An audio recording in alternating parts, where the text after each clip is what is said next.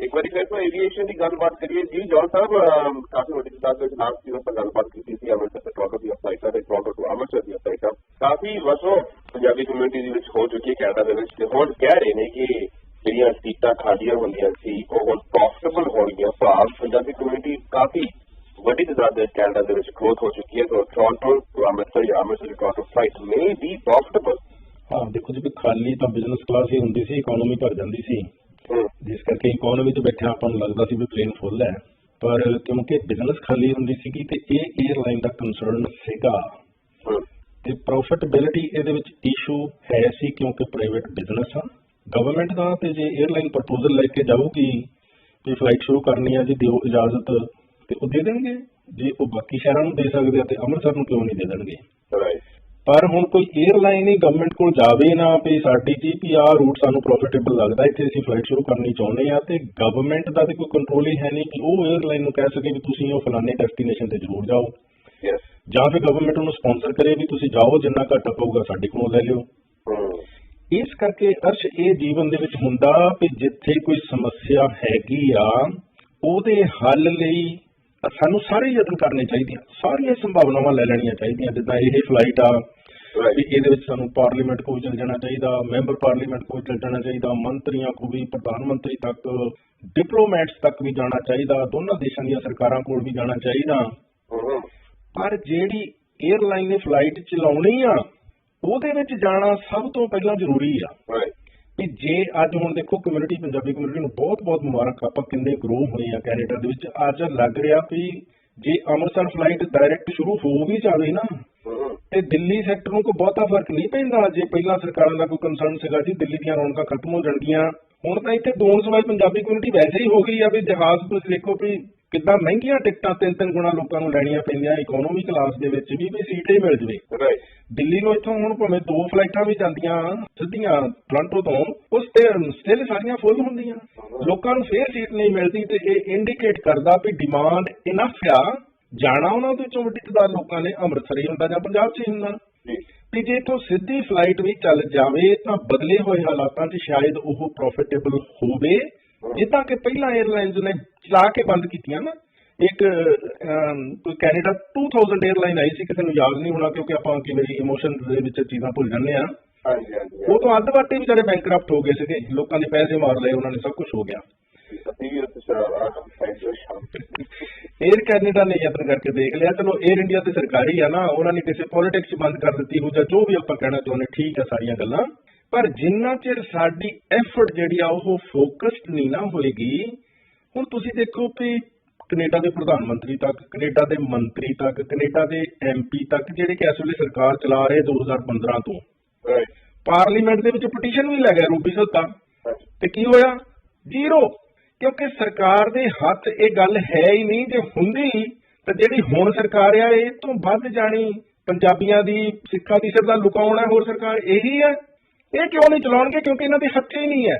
ਹੁਣ ਵਿਰੋਧੀ ਧਿਰ ਦੇ ਜੇ ਕੋਈ MP ਪਟੀਸ਼ਨ ਲਿਆਉਣ ਤੇ ਹਾਸੋਹੀਣੀ ਗੱਲ ਨਹੀਂ ਕਿ ਜਾਣੀ ਰਾਜ ਚਲਾ ਰਹੀ ਸਰਕਾਰ ਦਾ MP ਕਵੇ ਵੀ ਇਹ ਬਹੁਤ ਵਧੀਆ ਗੱਲ ਆ, ਤੇ ਉਸ MP ਸਾਹਿਬ ਨੂੰ ਸੁੱਖ ਧਾਲੀਵਾਲ ਜੀ ਨੂੰ ਮੈਂ ਪੁੱਛਣਾ ਚਾਹੁੰਦਾ ਵੀ ਤੁਸੀਂ ਤਾਂ ਸਰਕਾਰ ਦੇ ਵਿੱਚ ਬੈਠੇ ਆ, ਤੇ ਵਾਕਈ ਤੁਸੀਂ ਇੰਨੇ ਹਮਦਰਦ ਆ ਵੀ ਫਲਾਈਟ ਅੰਮ੍ਰਿਤਸਰ ਸਿੱਧੀ ਚੱਲ ਜਾਣੀ ਚਾਹੀਦੀ ਆ, ਤੇ ਤੁਸੀਂ ਆਪ ਕਿਉਂ ਨਹੀਂ ਕੁਛ ਕਰਦੇ? ਉਹ ਤੁਸੀਂ ਆਪ ਕੁਛ ਕਰੋਗੇ ਤੇ ਜਲਦੀ ਕਰਾ ਪਾਓਗੇ, ਤੁਹਾਡੀ ਸਰਕਾਰ ਹੈ। ਹੁਣ ਉਹ ਬੋਲ ਇਸ ਕਰਕੇ ਨਹੀਂ MP ਰਹੇ ਹੁੰਦੇ ਕਿਉਂਕਿ ਵੋਟ ਪੋਲੀਟਿਕਸ ਆ, ਤੇ ਜੇ ਬੋਲਣਗੇ ਤੇ ਵੋਟਾਂ ਖਰਾਬ ਹੋਣਗੀਆਂ। ਹੁਣ ਇਸੇ ਕਰਕੇ ਜਦੋਂ ਅੱਗੇ ਸਾਡੀ ਸੰਗਤ ਖੱਜਲ ਹੋਈ ਸੀ ਕੋਵਿਡ ਦੇ ਵਿੱਚ, ਨਹੀਂ ਸੀ ਸਰਕਾਰ ਨੇ ਕੁਛ ਕੀਤਾ, ਕਿਉਂਕਿ ਵੀ ਉਹਦੇ ਵਿੱਚ ਵੀ ਪੋਲੀਟਿਕਸ ਹੀ ਇਨਵੋਲਵ ਹੋ ਗਈ ਸੀ, ਵੀ ਕੰਜ਼ਰਵੇਟਿਵ ਟਰਾਈ ਕਰ ਰਹੇ ਆ ਤੇ ਲਿਬਰਲ ਨੇ ਨਹੀਂ ਕਰਨਾ।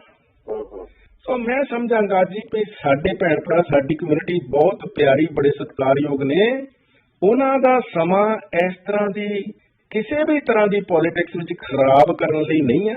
ਅਸੀਂ ਇਮੋਸ਼ਨਲ ਹੋਣ ਦੀ ਬਜਾਏ ਫੈਕਟ ਬੇਸਡ ਡਿਸੀਜਨ ਬਣਾਈਏ, ਫੈਕਟਸ ਆਪਣੇ ਲੈ ਕੇ ਉਸ ਧਿਰ ਕੋਲ ਜਾਈਏ ਜਿੱਥੋਂ ਗੱਲ ਅੱਗੇ ਚੱਲਣੀ ਆ। ਮੈਂ ਸਮਝਾਂਗਾ ਵੀ ਪਟੀਸ਼ਨ ਵੀ ਕਰ ਲੈਣੀ ਚਾਹੀਦੀ, ਸਭ ਕੁਝ ਕਰ ਲੈਣਾ ਚਾਹੀਦਾ, ਸਤਿਕਾਰ ਜੋ ਕੋਈ ਕਰ ਸਕਦਾ ਸਭ ਕੁਝ ਕਰਨਾ ਚਾਹੀਦਾ। ਪਰ ਪੰਜਾਬੀ 'ਚ ਕਿਹਾ ਜਾਂਦਾ ਵੀ ਹਨੇਰੇ 'ਚ ਟੱਕਰਾਂ ਨਹੀਂ ਮਾਰਨੀਆਂ ਚਾਹੀਦੀਆਂ। ਪਟੀਸ਼ਨ ਅੱਗੇ ਹੋ ਗਈ ਆ, ਜ਼ੀਰੋ ਅਸਰ ਹੋ ਰਿਹਾ, ਸਰਕਾਰ ਚਲਾ ਰਹੀ, ਪਾਰਟੀ ਕੁਛ ਨਹੀਂ ਕਰ ਸਕੀ। ਅੱਛਾ, ਹੁਣ ਕਿ ਜੇ ਵਾਕਿਆ ਹੀ ਹੁਣ ਸਾਡੇ 18 ਜਾਂ ਜਿੰਨੇ ਵੀ MP ਆ ਉਹਨਾਂ ਤੋਂ ਵੱਧ ਤੇ ਅੰਮ੍ਰਿਤਸਰ ਦਾ ਕਿਸੇ ਨੂੰ ਨਹੀਂ ਪਤਾ। ਉਹ ਸਾਰੇ ਇਕੱਠੇ ਹੋ ਕੇ ਜੇ ਇੱਕ ਲੈਟਰ ਲਿਖ ਦੇਣ 에ਅਰ ਕੈਨੇਡਾ ਦੇ CEO ਨੂੰ ਵੀ ਅਸੀਂ ਜੀ ਤੁਹਾਨੂੰ ਇੱਕ ਪ੍ਰੈਜੈਂਟੇਸ਼ਨ ਦੇਣਾ ਚਾਹੁੰਦੇ ਆ ਵੀ ਬਹੁਤ ਹੁਣ ਪ੍ਰੋਫਿਟੇਬਲ ਹੋਊਗੀ ਜੇ ਤੁਸੀਂ ਅੰਮ੍ਰਿਤਸਰ ਸਿੱਧੀ ਫਲਾਈਟ ਚਲਾ ਦਿਓ ਤੇ ਉਹ ਸਾਡੇ ਕੋਲੋਂ ਤੁਸੀਂ ਜਿਹੜੀ ਆਪਣੀ ਪ੍ਰੈਜੈਂਟੇਸ਼ਨ ਲੈਣ ਦੇ ਲਈ ਸਾਨੂੰ ਸਮਾਂ ਦਿਓ। 18 MP 에ਅਰਲਾਈਨ ਨੂੰ ਚਿੱਠੀ ਲਿਖਣਗੇ ਤੇ ਕਿਉਂ ਨਹੀਂ ਸਮਾਂ ਦੇਗਾ? ਉਹ ਸਮਾਂ ਦੇਗਾ, ਤੁਸੀਂ ਪ੍ਰੈਜੈਂਟੇਸ਼ਨ ਉੱਥੇ ਜਾ ਕੇ ਦਿਓ। ਜੇ 에ਅਰਲਾਈਨ ਵਾਕਈ ਸਮਝੂਗੀ ਵੀ ਇਹ ਪ੍ਰੋਫਿਟੇਬਲ ਹੋ ਗਿਆ ਰੂਟ ਹੁਣ, ਹਨਾ, ਚਲੋ ਜੀ ਇਹ ਪਹਿਲਾਂ ਵੀ ਪ੍ਰੋਫਿਟੇਬਲ ਸੀਗਾ, ਸਾਨੂੰ ਬਹੁਤ ਵੱਡਾ ਭੁਲੇਖਾ ਪੈ ਗਿਆ। ਹੁਣ ਆ ਦੇਖੋ ਜੀ ਸਪਸ਼ਟ ਕੰਧ ਤੇ ਲਿਖਿਆ, ਬਹੁਤ ਸੋਹਣੀ ਪ੍ਰੈਜੈਂਟੇਸ਼ਨ ਆ ਗਈ ਆ, ਕਰੀਏ ਸ਼ੁਰੂ। ਗੱਲ ਤਾਂ ਹੋਣੀ ਉੱਥੋਂ ਸ਼ੁਰੂ। ਪਾਰਲੀਮੈਂਟ ਦੇ ਵਿੱਚ ਅੱਗੇ ਦੇਖ ਚੁੱਕੇ ਆ ਪਟੀਸ਼ਨ ਦਾ ਹਸ਼ਰ। ਪਟੀਸ਼ਨ ਦੇ ਆਪਾਂ ਖਿਲਾਫ ਨਹੀਂ, ਕਮਿਊਨਿਟੀ ਦਾ ਸਭ ਸਤਿਕਾਰ ਆ, ਬਹੁਤ ਕੁਝ ਹੋ ਜਾਣਾ ਚਾਹੀਦਾ, ਪਰ ਪੰਜਾਬੀ ਦੇ ਵਿੱਚ ਜੋ ਆਪਾਂ ਸਮਝਦੇ ਆ ਵੀ ਸਾਨੂੰ ਕਵੇਲੇ ਦੀਆਂ ਟੱਕਰਾਂ ਨਹੀਂ ਮਾਰਨੀਆਂ ਚਾਹੀਦੀਆਂ। ਸੋ ਇਹ ਇਸ ਤਰ੍ਹਾਂ ਗਰੁੱਪਾਂ 'ਚ ਆਪਾਂ ਧੜਿਆਂ 'ਚ ਜਦੋਂ ਵੰਡੇ ਜਾਂਦੇ ਆ, એનર્ਜੀ ਵੇਸਟ ਕਰਦੇ ਆ, ਵੋਟ ਪੋਲਿਟਿਕਸ ਦੇ ਵਿੱਚ ਪੈਂਦੇ ਆ, ਜਾਣ ਬੁੱਝ ਕੇ ਜਾਣੀ ਕਿ ਕੋਈ ਚੰਗੇ ਭਲੇ ਕੰਮ ਜੋ ਕਿ ਸਿੰਪਲ ਤਰੀਕਿਆਂ ਨਾਲ ਹੋ ਸਕਦੇ ਉਹਨਾਂ ਨੂੰ ਕੰਪਲਿਕੇਟ ਕਰਦੇ ਆ, ਤੇ ਉਹਦੇ ਨਾਲ ਕਮਿਊਨਿਟੀ ਦਾ ਭੈਣ ਭਰਾਵਾਂ ਦਾ ਸਮਾਂ ਵੀ ਵੇਸਟ ਹੁੰਦਾ, ਇਮੋਸ਼ਨ ਵੀ ਖਰਾਬ ਹੁੰਦੇ ਆ, ਸਭ ਕੁਝ ਉਹਦੇ ਵਿੱਚ એનર્ਜੀ ਵੇਸਟ ਚੱਲਦੀ ਆ। ਸੋ ਇਹ ਮਗਰਮੱਛ ਦੇ ਜਿਹੜੇ ਹੰਝੂ ਆ ਨਾ ਪੋਲੀਟੀਸ਼ੀਅਨ ਦੇ, ਉਹ ਆਪਾਂ ਨੂੰ ਚਾਹੀਦੇ ਨਹੀਂ ਕਿ ਵਿਰੋਧੀ ਧਿਰ ਕੋਈ ਲੈ ਕੇ ਆਵੇ ਪਟੀਸ਼ਨ ਤੇ ਅਸੀਂ ਉਹਦੀ ਮਦਦ ਕਰਦੇ ਆ ਤੇ ਤੁਸੀਂ ਆਪ ਕਿਉਂ ਨਹੀਂ ਕੁਝ ਕਰਦੇ? ਤੁਸੀਂ ਦੇਖੋ ਪੁਰਾਣੇ MP ਬੈਠੇ ਆ ਨਾ ਇਸ ਵੇਲੇ ਸਰਕਾਰ ਚਲਾ ਰਹੀ ਪਾਰਟੀ ਦੇ, ਉਹ ਅੰਮ੍ਰਿਤਸਰ ਦੇ ਸ਼ਰਧਾਲੂ ਵੀ, ਸਭ ਕੁਝ ਉਹਨਾਂ ਨੂੰ ਪਤਾ, ਕਰਦੇ ਉਹ ਕੱਖ ਵੀ ਨਹੀਂ, ਕਿਉਂਕਿ ਉਹਨਾਂ ਦੇ ਹੱਥੇ ਕੁਝ ਨਹੀਂ, ਕਰਨ ਉਹ ਕੀ? ਉਹ ਸਰਕਾਰ ਚਲਾ ਰਹੀ ਪਾਰਟੀ ਦੇ ਐਮਪੀਆਂ ਦੇ ਹੱਥ ਕੁਝ ਨਹੀਂ ਤੇ ਵਿਰੋਧੀ ਧਿਰ ਦੇ ਕੀ ਹੋਊਗਾ? ਸੋ ਤਦ ਕਰਕੇ ਇਹਨੂੰ ਪੋਲਿਟਿਕਸ ਦੇ ਵਿੱਚ ਕਮਿਊਨਿਟੀ ਦਾ ਸਮਾਂ ਬਰਬਾਦ ਜਿਹੜਾ ਨਾ ਹੋਵੇ, ਇਸ ਕਰਕੇ ਆਪਾਂ ਕਹਿੰਦੇ ਆ ਵੀ ਪ੍ਰੋਫਿਟੇਬਿਲਿਟੀ ਦੀ ਫੈਕਟ ਬੇਸਡ ਰਿਪੋਰਟ ਜਿਹੜੀ ਆ 에ਅਰ ਕੈਨੇਡਾ ਨੂੰ ਪ੍ਰੈਜ਼ੈਂਟ ਕਰਨ ਲਈ MP ਅੱਗੇ ਲੱਗਣ, ਜਿਹੜੇ ਕਿ ਇਹਦੇ ਵਿੱਚ ਕਮਿਊਨਿਟੀ ਤੇ ਬਹੁਤ ਜੀ ਖੈਰ ਖੋਇਆ।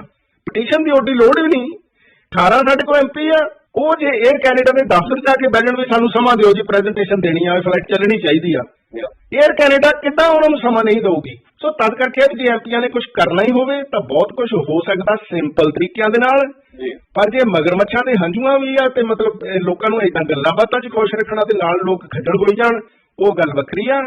ਸੋ ਅੱਜ ਲੱਗ ਰਿਹਾ ਬਦਲੇ ਹੋਏ ਹਾਲਾਤ ਦੇ ਵਿੱਚ ਸਾਡੀ ਕਮਿਊਨਿਟੀ ਕੈਨੇਡਾ 'ਚ ਇੰਨੀ ਗਰੋ ਕਰ ਗਈ ਆ, ਅੰਮ੍ਰਿਤਸਰ ਦੀ ਫਲਾਈਟ ਸਿੱਧੀ ਵੀ ਭਰੀ ਜਾ ਸਕਦੀ ਆ, ਦਿੱਲੀ ਦੀਆਂ ਬੰਬੇ ਦੀਆਂ ਬਾਕੀ ਫਲਾਈਟਾਂ ਵੀ ਭਰੀਆਂ ਹੀ ਜਾਣਗੀਆਂ, ਉਸ ਸੈਕਟਰ ਤੇ ਕੋਈ ਅਸਰ ਨਹੀਂ ਹੋਏਗਾ। ਇਸ ਬੇਸ ਤੇ ਦਿੱਤੀ ਜਾ ਸਕਦੀ ਪ੍ਰੈਜ਼ੈਂਟੇਸ਼ਨ 에ਅਰ ਕੈਨੇਡਾ ਕੋ ਸਮਾਂ ਲੈ ਕੇ ਸਿੱਧੀ 에ਅਰ ਕੈਨੇਡਾ ਆਪਣੀ ਪ੍ਰਪੋਜ਼ਲ ਕੈਨੇਡੀਅਨ ਗਵਰਨਮੈਂਟ ਕੋ ਲੈ ਕੇ ਜਾਏ, ਜੋ ਕਿ ਪ੍ਰੋਸੀਜਰ ਆ। ਆਪਾਂ ਨੂੰ ਇਮੋਸ਼ਨਲ ਹੋਏ ਬਿਨਾ ਪ੍ਰੋਸੀਜਰ ਸਮਝਣਾ ਚਾਹੀਦਾ ਵੀ ਇਹ ਕੰਮ ਸੌਖੇ ਤਰੀਕੇ ਨਾਲ ਘੱਟ ਸਾਧਨ ਜੁਟਾ ਕੇ ਥੋੜੇ ਸਮੇਂ 'ਚ ਅਸੀਂ ਕਿੱਦਾਂ ਕਰ ਸਕਦੇ ਹਾਂ। ਐਮਪੀਆਂ ਨੂੰ ਪਟੀਸ਼ਨ ਦੀ ਬਜਾਏ ਕਮਿਊਨਿਟੀ ਦਾ ਸਮਾਂ ਖਰਾਬ ਕਰਨ ਦੀ ਬਜਾਏ 18 ਨੂੰ ਇਕੱਠੇ ਹੋਣਾ ਚਾਹੀਦਾ, 6 ਹੀ ਹੋ ਜਾਣ, ਚਲੋ ਮੈਂ ਕਹਿੰਦਾ 18 ਦੀ ਵੀ ਨਹੀਂ ਲੋੜ, ਠੀਕ ਆ। BC ਤੇ ਓਨਟਾਰੀਓ ਵਾਲੇ ਚਲੋ ਇਕੱਠੇ ਹੋ ਜਾਣ, 5 ਤੇ ਬਰੈਂਪਟਨ ਦੇ ਹੀ ਆ, ਇਹ ਜਾਣ 에ਅਰ ਕੈਨੇਡਾ ਦੇ ਦਫ਼ਤਰ ਜਾ ਕੇ ਬਹਿ ਜਾਣ, ਜਿੰਨਾ ਚਿਰ ਸਮਾਂ ਨਹੀਂ ਦਿੰਦੇ ਉੱਥੋਂ ਨਾ ਉੱਠਣ। ਦੇਣਗੇ ਉਹ ਸਮਾਂ, ਕਿਉਂ ਨਹੀਂ ਦੇਣਗੇ? ਇੱਕ ਚਿੱਠੀ ਪਾ ਦੇਣ, ਉਹ ਸਮਾਂ ਦੇਣਗੇ। ਆ ਲਓ ਜੀ, ਜਾ ਕੇ ਉੱਥੇ ਪ੍ਰੈਜ਼ੈਂਟੇਸ਼ਨ ਦਿਓ ਤੇ ਆਹ ਲਓ ਜੀ, ਆਹ ਦੇਖੋ ਆ ਤੁਹਾਡੀ ਕਿੰਨੀ ਫਲਾਈਟ ਪ੍ਰੋਫਿਟੇਬਲ ਹੈ, ਤੁਸੀਂ ਤਾਂ ਬਹੁਤ ਲੂਜ਼ ਕਰ ਰਹੇ ਹੋ ਉੱਥੇ ਨਾ ਜਾ ਕੇ। ਤੇ 에ਅਰ ਕੈਨੇਡਾ ਕਿਹੜੀ ਕੰਪਨੀ ਆ, ਕਿਹੜਾ ਬਿਜ਼ਨਸ ਆ ਜਿਹਨੂੰ ਪ੍ਰੋਫਿਟ ਦੇ ਦੇ ਤੇ ਉਹ ਫਲਾਈਟ ਨਹੀਂ ਲੈ ਕੇ ਜਾਓ? ਜਾਂ ਫਿਰ ਅਰਸ਼ ਜੇ ਬਿਜ਼ਨਸ ਕਲਾਸ ਉਹਨਾਂ ਦੀ ਖਾਲੀ ਜਾਂਦੀ ਆ ਨਾ, ਐਸਾ ਕੋਈ ਪਲੇਨ ਡਿਜ਼ਾਈਨ ਕੀਤਾ ਜਾ ਸਕਦਾ ਕਿ ਜਿਹਦੇ ਵਿੱਚ ਬਿਜ਼ਨਸ ਕਲਾਸ ਦੀਆਂ ਬਹੁਤ ਲਿਮਟਿਡ ਸੀਟਾਂ ਹੋਣ, ਜਾਂ ਫਿਰ ਹੋਣ ਹੀ ਨਾ, ਸਿਰਫ ਇਕਨੋਮੀ ਕਲਾਸ ਹੋਵੇ, ਕੋਈ ਚਾਰਟਰਡ ਪਲੇਨ ਹੋਵੇ ਜਾਂ ਜੋ ਵੀ ਹੋਵੇ, ਉਹਦੇ ਹੋਰ ਆਪਸ਼ਨਸ ਦੇਖੇ ਜਾ ਸਕਦੇ ਆ। ਮਤਲਬ 에ਅਰ ਕੈਨੇਡਾ ਨਹੀਂ ਚਲਾ ਰਹੀ, ਨਾ ਚਲਾਵੇ, ਕੋਈ ਚਾਰਟਰਡ ਪਲੇਨ, ਮਤਲਬ ਹੋਰ ਕੋਈ ਉੱਠ ਸਕਦੀ ਹੈ ਕੰਪਨੀ ਕਿ ਅਸੀਂ ਜੀ ਆਪਣਾ ਪ੍ਰਾਈਵੇਟ ਆ ਦੇਖੋ ਚਾਰਟਰਡ ਪਲੇਨ ਲੈ ਕੇ ਜਾਵਾਂਗੇ, ਸਾਨੂੰ ਪਰਮਿਸ਼ਨ ਦਿਓ। ਗਵਰਨਮੈਂਟ ਕੋਲ ਕੋਈ ਪਲਾਨ, ਆਪਣਾ ਆਪਸ਼ਨ ਲੈ ਕੇ ਜਾਣਾ ਜ਼ਰੂਰੀ ਆ ਵੀ ਇਸ ਤਰੀਕੇ ਦੇ ਨਾਲ ਇਹ ਕੰਮ ਅਸੀਂ ਕਰਨਾ ਚਾਹੁੰਦੇ ਆ। ਪਟੀਸ਼ਨ ਦਾ ਤੇ ਨਸ਼ਰ ਅੱਗੇ ਦੇਖ ਲਿਆ ਵੀ ਸਰਕਾਰੀ ਧਿਰ ਕੁਝ ਨਹੀਂ ਕਰ ਸਕੀ ਤੇ ਵਿਰੋਧੀ ਧਿਰ ਕੀ ਕਰੂਗੀ? ਸਿਰਫ ਇੱਕ ਪੋਲਿਟਿਕਸ ਦੇ ਵਿੱਚ ਸਮਾਂ ਕਮਿਊਨਿਟੀ ਦਾ ਖਰਾਬ ਨਾ ਕੀਤਾ ਜਾਵੇ, ਬਸ ਇੰਨੀ ਬੇਨਤੀ ਹੈ। ਬਾਕੀ ਹਰ ਭੈਣ ਭਰਾ ਦਾ ਸਤਿਕਾਰ ਆ, ਆਪਾਂ ਦੇ ਸਾਰਿਆਂ ਦੇ ਨਾਲ ਹੀ ਆ ਜੀ। ਇਹ ਵੀ ਦੱਸਦੀ ਹੈ ਕਿ ਜਿਹੜਾ ਲੀਡਰਸ਼ਿਪ ਹੈ ਨਾ, ਉਹ ਹੁੰਦਾ ਕਿ ਲੋਕਾਂ ਨੂੰ ਦੱਸਣਾ ਉਹਨਾਂ ਦੇ ਬੈਸਟ ਇੰਟਰਸਟ ਦੇ ਵਿੱਚ ਘੱਟ ਸਮੇਂ 'ਚ ਆਪਾਂ ਵੱਧ ਪ੍ਰਾਪਤੀ ਕਿੱਦਾਂ ਕਰ ਸਕਦੇ ਹਾਂ।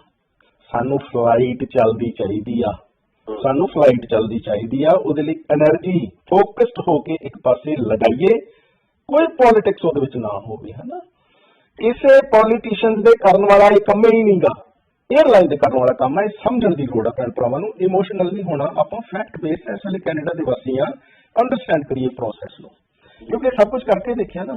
ਨਵਦੀਪ ਬੈਂਸ ਨਹੀਂ ਕਰ ਸਕੇ, ਕੁਛ ਵੀ ਮੰਤਰੀ ਬੈਠੇ, ਸੋ ਤਦ ਕਰਕੇ ਸਾਨੂੰ ਸੋਚਣਾ ਚਾਹੀਦਾ ਵੀ ਆਪਾਂ ਨੂੰ ਕਰਨ ਦੀ ਕੀ ਲੋੜ ਆ। ਡਾਕਟਰ ਸਾਹਿਬ, ਟਾਈਮ ਦੇਣ ਵਾਸਤੇ ਬਹੁਤ ਬਹੁਤ ਧੰਨਵਾਦ। ਥੈਂਕ ਯੂ ਜੀ, ਅੱਜ ਬਹੁਤ ਮਿਹਰਬਾਨੀ। ਤੇ ਸਾਰੇ ਸਰੋਤਾ ਦਰਸ਼ਕਾਂ ਨੂੰ ਅਸੀਂ ਸਤਿ ਸ਼੍ਰੀ ਅਕਾਲ ਵੀ ਕਹਿੰਦੇ ਹਾਂ। ਤੇ ਜਿੰਨੀ ਛੇਤੀ ਅੰਮ੍ਰਿਤਸਰ ਨੂੰ ਫਲਾਈਟ ਸ਼ੁਰੂ ਹੋ ਜੇ ਆਪਾਂ ਉਸ ਤੇ ਹਿਮਾਇਤੀ ਚਾਹੁੰਦੇ ਹਾਂ, ਪਰ ਐਫਰਟ ਸਾਡੀ ਫੋਕਸਡ ਹੋਣੀ ਚਾਹੀਦੀ ਹੈ।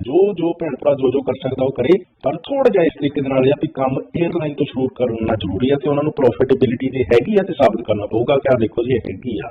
ਉਹਨਾਂ ਕੋਲ ਟਾਈਮ ਜਿਹੜਾ ਉਹ ਐਮਪੀ ਲੈ ਕੇ ਦੇ ਸਕਦੇ ਆ, ਉਹਨਾਂ ਵਾਸਤੇ ਖੱਬੇ ਹੱਥ ਦਾ ਕੰਮ ਹੈ ਜੇ ਉਹਨਾਂ ਨੇ ਕੰਮ ਕਰਾਉਣਾ ਹੀ ਹੋਵੇ।